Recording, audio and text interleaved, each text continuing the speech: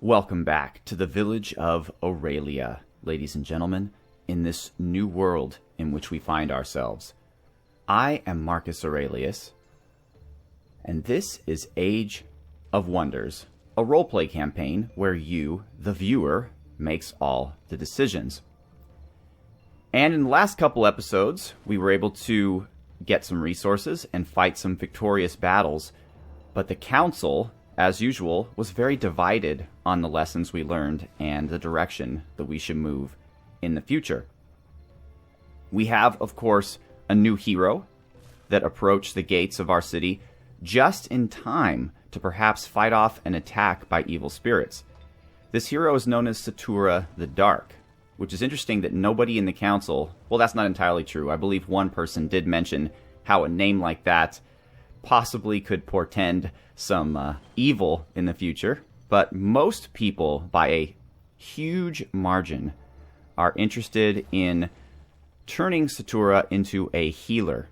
A couple suggested that she focus on being a paladin, and a few mentioned that she would be instrumental in perhaps defending the village against the spirits who are attacking it if Frigoberto can't get there in time, which it appears like he might not be able to.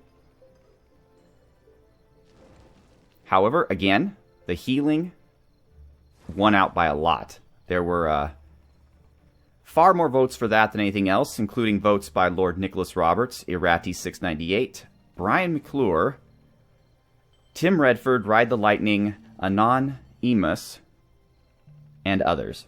So we're gonna go with Healing Aura. Someone mentioned improving her ranged strength, which Frigoberto actually thinks is a good idea, but he will abide by the will of the council. She still does have 2 points left, however. That could provide more hit points, which would be useful, but also can turn undead. Now, I'm not sure if those creatures attacking us are actually undead.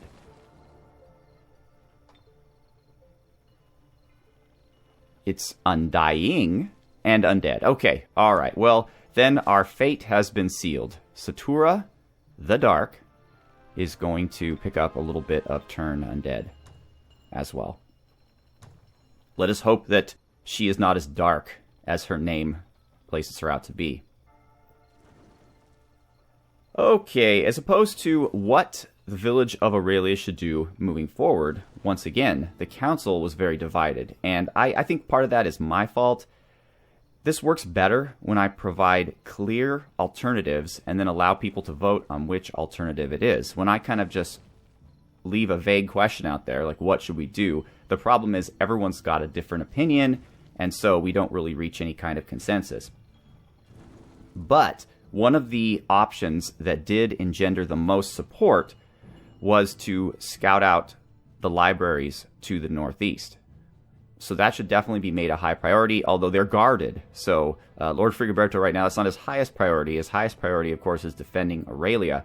But it has been noted that a very strong minority of the council wishes to explore the libraries up here. Obviously, everyone is very concerned about claiming resources, especially gold, though some of the more wise members of the council also mentioned that with the spells we've been casting, our reserves of this new substance, this mana, have been running low, and that we should perhaps develop the ability to produce or gather more of that. It was also noted that Frigoberto is a warlord, and so should invest more fully in his own warlord-style buildings and be able to recruit warlord-style units, which are very powerful units, and absolutely the village of Aurelia will begin doing that as soon as is feasible. There's also a very strong, but also wise, minority of the council who believes that our future lies in the Navy. And if you look at the overall, what our scouts believe to be the overall size of this world, you will see that we currently reside in but a very small corner of it, and exploring the sea definitely does seem to be something that we will need to do sooner rather than later, though we aren't quite ready for it yet. As to the notion of where to settle, where to found a second village, as it's very imperative that we expand quickly to combat potential other unknown enemies out there who may be competing with us for resources, the council was split between moving to the west and settling in the fertile areas near the gold mines to the west, or settling closer to the village of Aurelia to the northeast with the gold mines that we've already conquered. There are benefits to both. Obviously, settling over here will provide us much more room to grow, as cities, as they become larger, take up more and more space. So if we were to settle a city, let's say here, it would be great at first, but eventually the borders of that city would start beating against the borders of Aurelia, and there would be issues there. However, that's kind of a moot point, because the vast, vast majority of the council wants us to move to the west and settle to the west. And why wouldn't they? It's a wide open plain. The only problem, of course, currently is that all of those resources that we could absolutely use to build our nation are being guarded by dangerous creatures of varieties of types. It's also been noted by a large number of our council members that gold is an issue and that we need to focus on improving gold, which is why those two areas of expansion were chosen, since they both center around potential gold mines. Also here, it looks like we have access to production. So a village situated in this area would have access to gold and production. And mana nodes. So all those things are good. And even buildings that off the top don't really seem like they would provide anything, if you look at them closely, do. Like, for example, this dungeon here, which I unfortunately cannot look at. While it's a dangerous place to explore, once it is explored, believe it or not, it does provide a bonus of gold to our city. So that's very interesting. Frigoberto has been reading some of the reports back from the scouts and some of the documents that have been found laying around, not in the libraries, but outside unprotected, and he's learned a bit more about this land that hopefully should be beneficial to the future growth of our nation. Finally, the council of its own initiative discussed two topics that Frigoberto did not bring up, but that had a lot of passionate arguments on both sides. One of those was a faction of the council believes that it is wrong for Lord Frigoberto, or any citizen of Aurelia, to kill other humans. They felt like that was a mistake on Lord Frigoberto's part, and were very passionate in being resistant to that thing. Now, Frigoberto obviously explained that his rationale for doing that is because we are new to this world, and we've already discovered that there are a lot of other peoples here that are not human. And one of the ways that we may need to survive is through diplomacy and at least peaceful relations with some of these groups of people. So if there are humans that are running around as raiders and bandits and are causing trouble for these other nations, it may cause a problem for us and may cause them to turn on us. So for the safety of Aurelia, Frigoberto made the determination that he was going to ask all unaffiliated parties of humans to either join Aurelia, which would be the obvious best solution, and if they wouldn't, that he would have to take them out. However, the council was very strong on this regard, so there will be now a moratorium on fighting neutral human units. If they will flee, Frigoberto will allow them to flee. If they can be bought off, Frigoberto will buy them off. If they will join Aurelia, Frigoberto will allow them to join Aurelia, but we will no longer engage them in combat. Until, of course, the council should revisit this in the future, perhaps, and decide on another course of action. One thing Frigoberto felt was that the members of the council are behaving not as if their own lives and the lives of their families and loved ones are at risk because they are here living in Aurelia, and if Aurelia falls, they fall, but rather the council appears to be acting as if they're only watching the events of Aurelia through some kind of magic mirror and are completely protected from the effects of their decisions. And Frigoberto would like to remind them that they are very much involved in the fate of Aurelia, and if Aurelia falls, so should they, and he implores the council to make decisions based on that realization. Finally, Frigoberto notices a worrying trend in the council. A small minority, but a vocal one, is becoming very xenophobic and is quite adamant that the citizens of Aurelia should make a priority of exterminating the Tigran. Now, Frigoberto would like to, of course, remind the Council that the Tigrans that we have fought up to this point have not been representatives of any type of Tigran nation or culture, but rather bandits and marauders, just like the humans that we fought in the previous week. And so, while it's obviously imperative that we are able to clear out all wrongdoers and criminals from our lands, whatever race they belong to, we might not be at a point right now where we should immediately turn to baseless hatred against an entire race of creatures. But again, that is the will of the Council, and Frigoberto will abide by their decision when the full Council is able to weigh in on such an event. So that's pretty much what the Council determined, and now we have to proceed with their will. So first things first, we're going to attempt to get Frigoberto back into the town, and it doesn't appear as if he can make it. He can, however, he can make it if he comes with just himself and his cavalry, and we're going to make that attempt. His personal bodyguard of swords masters and the rest of the troops are going to, however... Actually, let's quickly explore up here. Oh, okay, I was wrong. It's not gold that a dungeon provides to a city that happens to have it in its influence, but rather production. A lot of production, plus 30, which is really excellent, so that is definitely something the citizens of Aurelia should look into. But imagine now, ladies and gentlemen, that you are a citizen of Aurelia. Obviously, you're new to this world. Its creatures and flora and fauna are wild and different, and there's got to be some apprehension. Even though we've been here for a number of weeks, we've been able to settle, we've been able to build a wall, the intense fear that accompanied our initial arrival here should be dying down slowly. Now you've got a situation where your fledgling village... Now remember, some people are living in these houses out on the periphery, not guarded by the safety of the walls, and they have to run quickly into the city to protect themselves from these marauding spirits who obviously inspire a lot of terror, and they don't know what's going to happen to their homes and their possessions. So this is a scary time for Aurelia, and only time will tell how this event shall be resolved. This tour is going to stay here. We're going to inspire loyalty still, that's fine.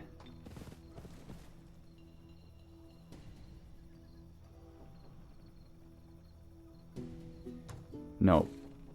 Please go back. I'm not sure why that happened. Let's see what the spirits decide to do. Nothing. Alright. Aurelia produced our laboratory, which is fantastic. Alright, so some of the lords suggested that we build a barracks. Other lords suggested that we build a shrine. There wasn't too much support for one versus the other. It was all pretty much equal, and others suggested a warlord's command.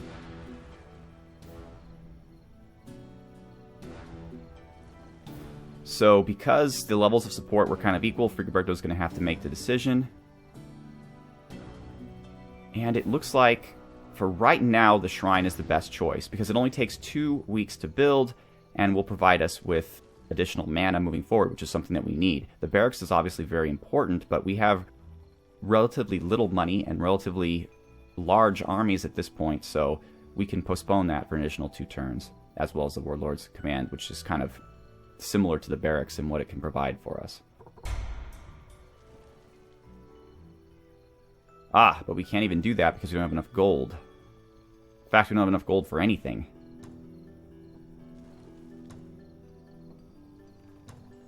Alright, well that being said, we are going to focus, I suppose, on producing merchandise for a turn until we have enough gold to produce one of these buildings that we need to produce.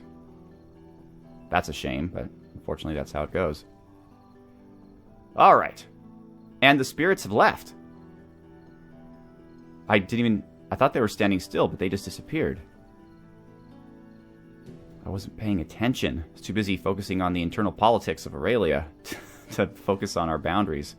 Okay, well that's kind of a problem. Alright, I have set a production for Aurelia. Our production is going to be merchandise.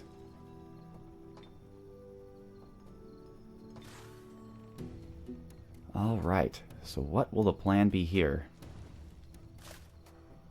Our scouts will continue to scout out the west, since that was the overwhelming victor of where we should put our next settlement. So our scouts are going to just keep an eye on things. Let's actually move away from these spirits. But let's take a look at them, because our scouts are close. They can kind of get a feel for them. They appear to be very strong melee combatants. They do have shields. They also have a secondary attack that shocks their victims and provides them with weakness, and also slows them down. So these guys are definitely tough and not something we want to mess with. They're also able to climb walls, so the sturdy walls of Aurelia will not protect us from their depredations. They are incorporeal, so they can not only climb walls, but could float right through them if they so choose, and they are unaffected by physical movement impeding attacks. They have 60% protection from all physical attacks and 40% protection from all shock attacks. So mana seems to be one of the key tools in our arsenal to compete with these creatures. The scout will stay here for now.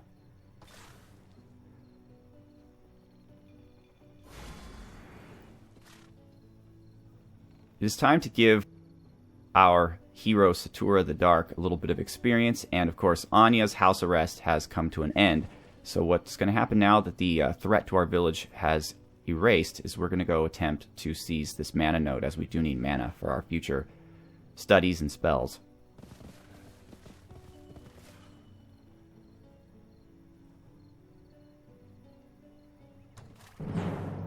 We need the experience.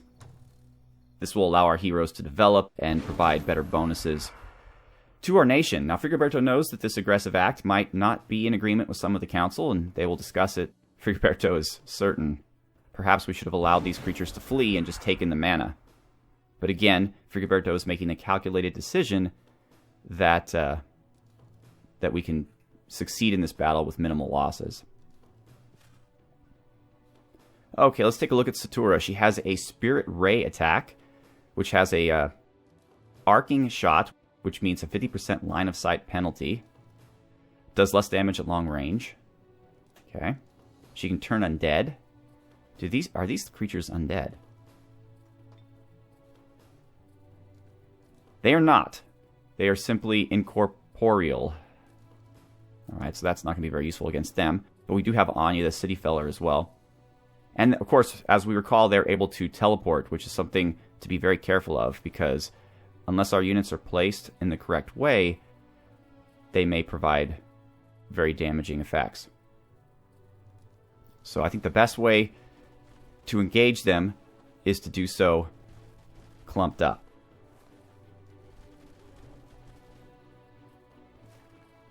Actually, I think it's better, since our heroes are still relatively weak. I don't think we could potentially lose one, but it is a possibility that we should entertain.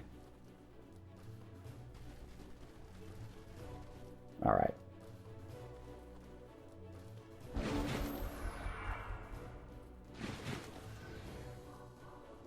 Ah, look at that. They're choosing not to phase. Very well. They wish to engage us. We shall engage them. This is an entire army of Civic Guard, which means they are focused on ranged attack. So we certainly don't want to get too close to these wisps. In fact, this is probably not the most ideal army to be proceeding with this kind of action. But you go to battle with the army you have, not the army you want.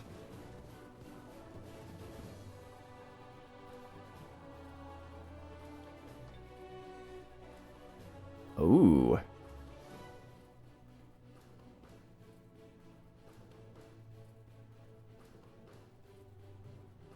This is a great spell here, Divine Protection, but the thing is, it only affects one unit. So, if it would affected the whole army, that would be an amazing spell, but right now I wouldn't be able to choose which unit. So in this case, Smite, which deals damage, seems like the way to go, especially because these creatures have resistance to physical attack. And it was super effective. Even though they resisted it, it still harmed them immeasurably. Except it didn't, because they were able to heal themselves. That is a new ability of these creatures that we had no idea was there. Alright, good. We did not lose an entire unit. And now it shall be their doom.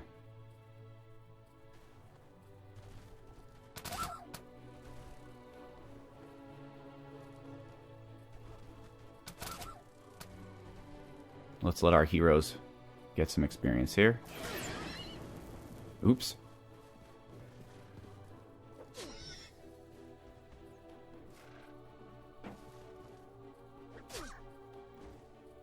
Excellent. There were no losses, and we were able to claim the mana node for ourselves.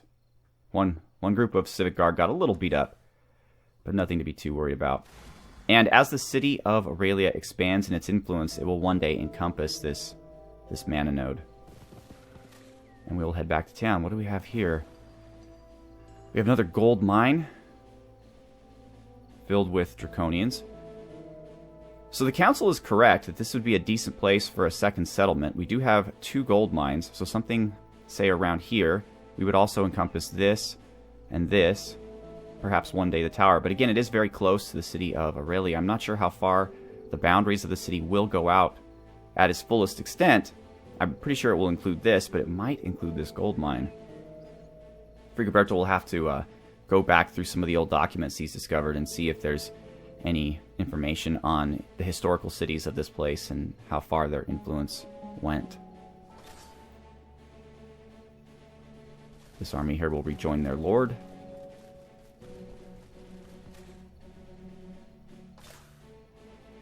Our scouts will continue scouting.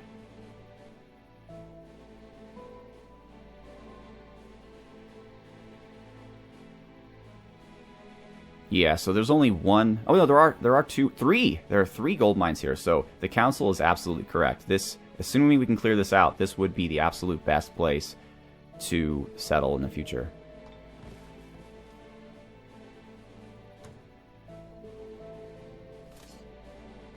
No, that's okay, Frigoberto. You can go back with your army and stick with them. Alright, ladies and gentlemen. Well, that's the end of this episode. Oh no. Our scout is being attacked by another group of scoundrels. And we cannot flee this attack. And our scout obviously is not going to be able to stand up against them. I was not expecting a wandering party again. We have to be very careful to the west and send out well-armed troops, because there are obviously a lot of bandits out there of numerous varieties that we must look into. But that'll be the end of this episode, and this is not a council episode, so there'll be another episode after this, and then the council will be able to make more decisions. And I will attempt again to be more clear with what is expected of the council in terms of the votes, so that we can have... I mean, it's great to hear everyone's opinion and to incorporate that, but I also like, obviously, there to be fair votes where people know what they're voting on and are making clear distinctions. So once again, ladies and gentlemen, I'm Marcus Aurelius, and this is the village of Aurelia. Hopefully it will grow soon. I'd like to thank you very much for watching. Have a good one.